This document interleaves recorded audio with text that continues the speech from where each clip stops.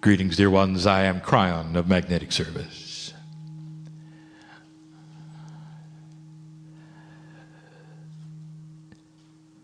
And I am in the place you would call Tucson. I say this for the listener, for the reader. For I see their ears and their eyes in a quantum state with me now.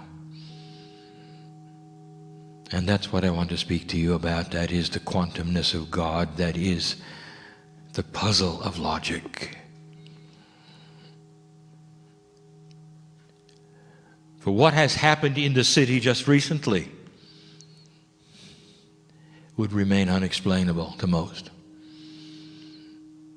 Humans won't answer.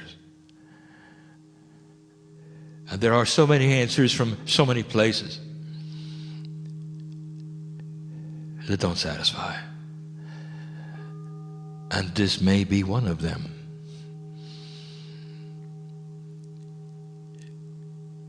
The reasoning escapes all of you because there are no reasons for such a thing. It is not pre-planned. There is no predestination. There was no certainty that on that day of the 8th of January that these things would take place. There are instead potentials. And so if you had the mind of God, you would have a layer of what we would call quantum logic, which is far larger than anything that you can conceive of. It's nothing that any earthling will ever be able to understand. For it is the mind of God. Yet humans carry in them the seeds of God. And humans carry in them that which is the creator energy. And so sometimes, just sometimes, we can make explanations that may not fit the logic puzzle of your reality, but you still understand at some level the appropriateness of all things. And yet you don't have the mind of God. There is a part missing from what you understand and what you know. It even goes beyond your intuition of what you could possibly see. Your reality as we see it in a quantum state is a series of potentials that are all together happening all at once. The lines that connect them is free choice. And so therefore, even as we speak, we know of the potentials that may occur that are both in your mind positive and negative, in what you would call a future time. And to us it is not, it is simply a soup of potentials. And so sometimes when we see a human being with free will and free choice, which is going to do something which you would call a tragedy, and an imbalance take lives, it is a potential on that which is what you might call the screen of what could happen. There's no guarantee. And yet the layers of logic, of spirit, use the synchronicity of what might happen in order to push and pull things around, so that if it does, there would be offsetting things that would be positive and good for the planet. And this is the puzzle before you, because it looks like God is involved. And therefore you would say, well, then God is involved in the tragedy. Why could this happen? Why would God let this happen? And we get this constantly, on your knees in sorrow, tears. If you're really God, you would not have let this happen. And the puzzle before you that is outside of your logic is this: that the potentials are known and there is no predestination. We are in a quantum state where time does not proceed like it does for you. Even the date was unknown of when the human would decide to pick that gun up and go to that place for whatever reasons and accomplish that potential. Free choice. And so it is that which you would call the creative energy or God works with humanity and free choice. It is the test of the planet. It always has been. It is the crux of the energy that is developed here. But you don't know how it works. And so you come to judgment outside of the purview of all of the knowledge that you need to make a decision like that. I'll give you an example. The classic one that is given in logic classes even in your schools. To show you what you're missing. To show you sometimes how you think. There was a championship frog. It's a parable. And the championship frog was taught to jump when the owner of the frog yelled, "Jump." Cause and effect was established. The frog jumped every single time. The question was put, what would happen if you removed the legs of the frog? And so they did. The master yelled, "Jump," and the frog did nothing. It just sat there.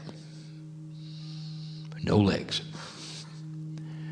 Therefore, all of the scientific journals of the day wrote up the experiment, and it said it proved conclusively that removing the legs of a frog makes him deaf.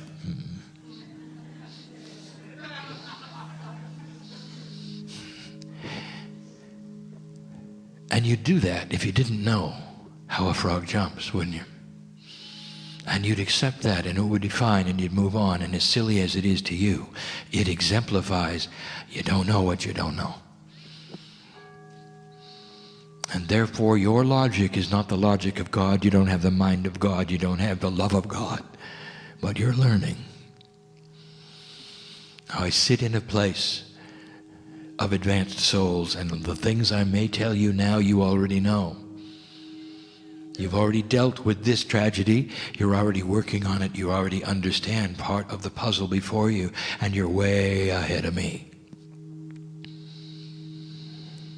But there are those listening and reading who need to hear this so that they can put themselves where you are and take that which would seem to be sorrowful and abhorrent and turn it into a compassionate energy that will help this planet in positive ways that you cannot imagine. There is an energy going on this planet right now that is different than any before. Things are starting to happen here. And if you've been alert and astute and taking notes, you'd have noticed that events such as this, whether they are positive or negative, seem to wind up on an international stage where everybody can see it. And it's for a reason. There are reasons for things. And this is one of them. So that you could see the effect of compassion. We have told you the new energy that is being imbued into this planet by the crystalline grid of the ancients, by those living now, by the decisions of the harmonic convergence, by the 2012 alignment, all saying the same thing. Take a look at yourselves. And do not accept these things, whether they are good or bad, negative or positive, as simply things that always are. Look at the things you like and look at the things you don't like. And decide what you're going to do about them. Your action may be sitting in meditation and sending energy to the planet, sending energy even to the one who sits in jail, who is also loved by God.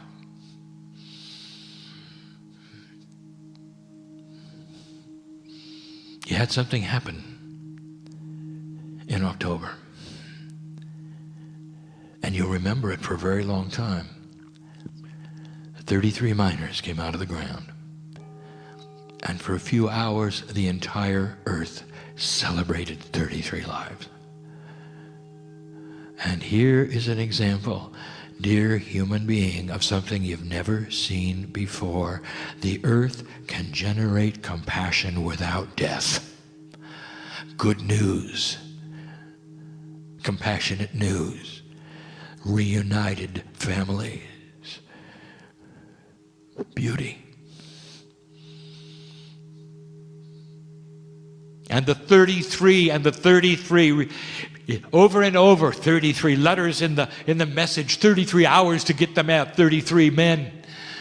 And they ask, what does the 33 men, what mean? What could it possibly mean? And we told you again and again, the numerological aspects of 33 is the compassion of the Christ. And it's been before you, so you could look at it. It's not a mistake. It is a lesson. And the lesson is this: you can get just as much attention and create just as much compassion with something that is beautiful than that is tragic. And this is new for the planet. There are several axioms to remind you of that are new, and the number one is that these things will be spotlighted from now on. They haven't been. In the past, this actually could have remained local, and it wasn't. I'll show you that in a moment. I'll give you some things to think about, the synchronicity of it all. Here's another axiom: that compassion from a light worker has at least 10 times the energy of helping the planet from the compassion of one who is not an old soul and has never awakened to the Creator inside. Therefore, if you're going to have a compassionate action on the planet, let it happen where there are a lot of light workers, you see. Now, Spirit did not create this tragedy, but because Spirit knew of the potentials of it, there were certain kinds of things synchronistically that worked its way. You don't know how a frog jumps. It's going to sound like Spirit planned it, and we did not.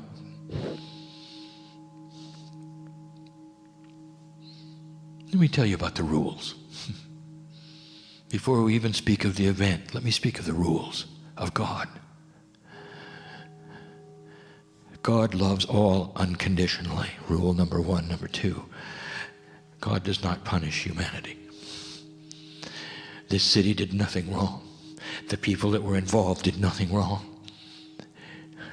And yet human beings want to go to their knees in guilt and say, what is it that would have created such a thing in our backyard to our people, to the child, to the legislator, and to the 6 who are not here anymore? What would we say to that? What did we do wrong? And why us? And that is always the question, is it not? And you wring your hands and ask for answers. Because we knew of the potentials of a human being with free choice doing what he did, it was not that difficult for us to work with it. We could not stop the human being, and we never will. Any more than we could have stopped those that boarded the airplanes and flew them into buildings, where 3,000 people died, horrible deaths, crushed. And it wounded the very heart of the nation. And they cried out, you could have stopped them. Oh, the humanity. they say. You could have stopped them. And this is what you should know. The rules are this. Human being free choice will always trump the actions of God. But because we knew it might happen, synchronistically, we had those ready with cameras. Synchronistically, everybody caught it. Synchronistically, the entire nation could have the compassion which went right into the crystalline grid, which will never be the same. And the 3,000 knew it. And so did the 6. Standing on the other side of the veil years ago in your time to us today, we saw the potential. We see the potentials of what those unborn will do. They are only potentials, but they are in the soup of our reality, our quantumness. You don't know how the frog jumps, so you cannot fathom what this must look like. It's not predestination. It is predisposition. You are predisposed to follow perhaps a karmic path. For that which has you come to the earth with the parents that you have, with an unbalance that might occur with the actions that then may result. And we knew it before he was ever born. And that means that we knew at a level you cannot fathom the ones who went there that day to receive the bullet. They knew too. Not consciously. And I spoke to them before they came in. Here's the potential. See it? You're a piece of God right now, about to become a human being and give away the power and all of the knowledge that you have, and yet go down there once again and serve this planet, almost blind to the dimensions that you know, working in 3D, running into walls of misunderstanding. And look at the potential. You might not last long. I spoke to the 9-year-old. My dear, you may only have 9 years, maybe a little more. And you know what she said to me? If it'll help the planet, that's what I'll do. And you wonder why we wash your feet.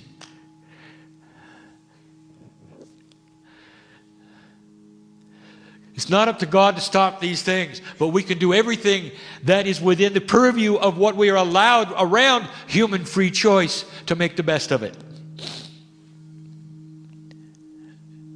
And so let us speak of the event.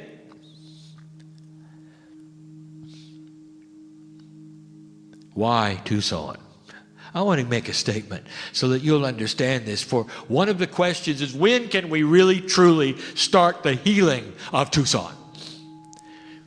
When could we say we've turned the page and now we're healing, we've mourned enough, and now we're ready to get into another way where we can heal these lands and these hearts and all that? When will it start? I'll tell you, and you're not going to understand. It started before he was born. It started on January 8th. That the earth would have compassion for what happens here on an international stage, to the point that it would help peace on earth come quicker. And you wonder whether 6... I want to tell you, they're on the other side right now looking back at you. And they're saying to you, we did our part, make it worth it. Make it worth it. We stepped right into it. Why Tucson? Why here? Oh, dear ones, listen to the synchronicity of this and understand. This is a healing place. It's a clean place. The indigenous made it that way. It's a precious place. The ancestors knew of the potentials here. And the purity of the land itself, pristine, could accept this tragedy, and it could go into it in a precious way, without blocking anything. In less than a week, you gather in an international way to honor what? The beauty of gems. It's an artist colony. It's where beautiful things take place. It's the home of authors who have books of love. That's why Tucson. Because it is taken place in the cauldron of wisdom. And the ancestors are here to validate and verify what I am saying. You, as you sit there, dear human being in this room, are part of the ancestor energy. Some of you are your own ancestors as you sit here. You know of what I speak. There is wisdom in these words. If it's going to happen anywhere, let it be here.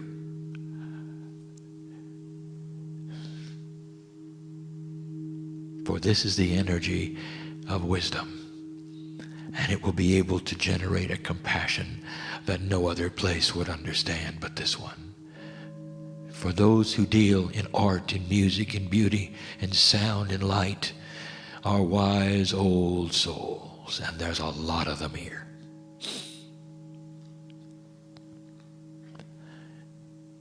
Oh, let me give you something to think about. And I'll just get right to the elephant under the table. Was it political? Doesn't matter. You cannot assign judgment or blame, and Spirit will not. But here is an interesting fact. Because of the target that he chose, and that which is political, in the tragedy and the attributes of it, it brought the president here. And then it was international, wasn't it? And then it became the compassion of the planet for just a moment, and not the compassion of Tucson or even of the United States. Do you see what that did? We couldn't control the shooter, nor would we ever. Free choice. But the synchronicity around it, let us help make it into a compassionate event that would help the planet. You don't know what makes the frog jump, and some of you are still getting confused. I want to take you back to 1999 to show you how unusual this is. 1999. Two young men walked into a school in Colorado, loaded with weapons. And they proceeded to shoot their classmates. And a lot more than 6 were killed. And you imagine being a parent that day. You send your child to school, you expect them to come home. And the grief was great, and the compassion was great, and the tragedy was there to see, and there was no presidential visit.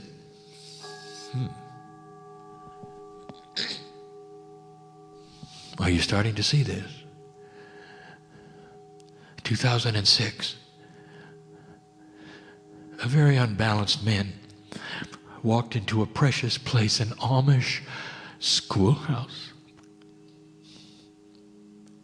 and killed the children. There could be no greater dichotomy than this. The Amish are already sacred, compassionate, gentle, harmonious people. And in walked that which was pure evil to them. And the whole community reeled with sorrow. And the president did not visit. Now, here's what I'm telling you. It took center stage, and for one reason. So that what a human being did here in free choice will actually create compassion for the planet, and an energy will be created far, far, far greater than any tragedy that you might assign to it. And that is the logic of God. You don't know how a frog jumps. And all that phrase means is that there is so much here hiding. The 6 who left you, who you will mourn. The son of Patricia who left you, who you will mourn, will all be back. And as they return and as they grow up, they are growing up in an energy that they helped create because of the compassion that was felt at their departure. That is the logic of God. And it's about peace on earth. It's about that which you are creating, which is changing the paradigm of your reality. And compassion is the key. And so, human being, what are you going to do with that?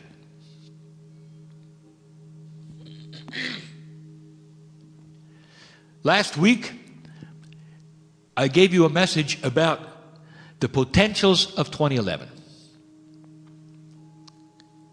And there were those in the room who attended. And I'm going to repeat something I said there, for you need to hear it, and it has to do with politics.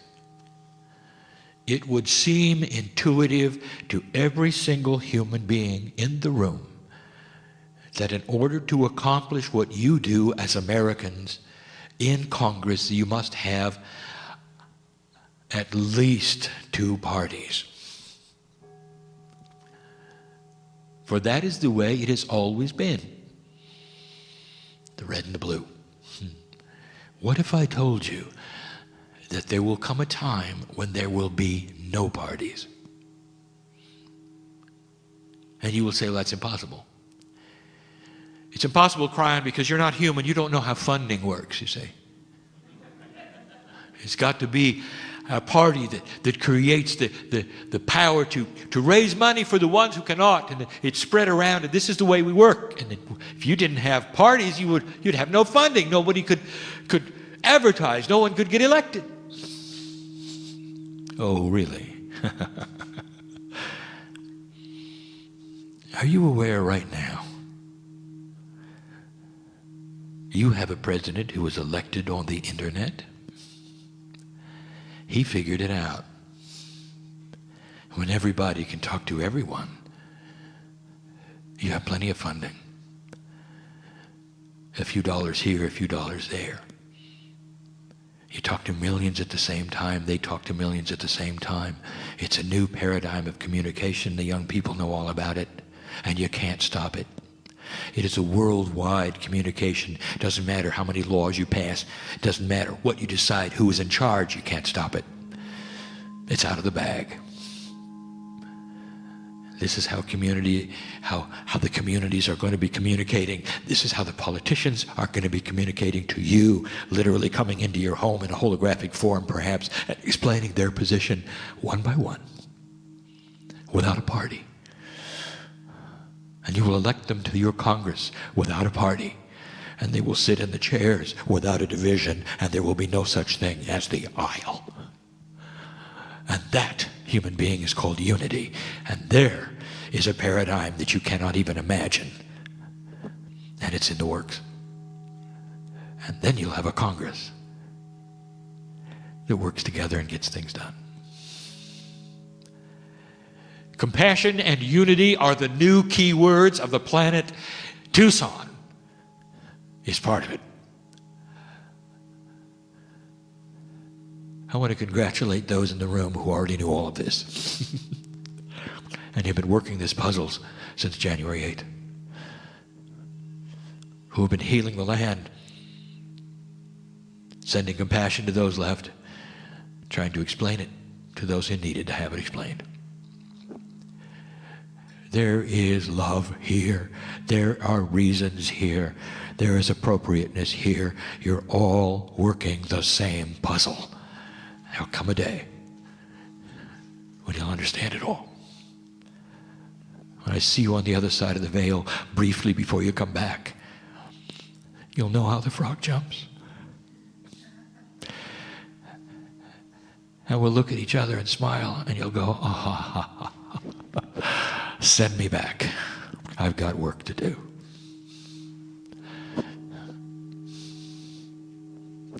Did you know that's why I'm here? To explain these things as best I can. I give these things to you in pure love. Pure love. And no conditions here. Whether you believe me or not, whether you believe this is real or not, whether you agree with me or not, I see God in you. And that's good enough for me. That's good enough for me. And so it is.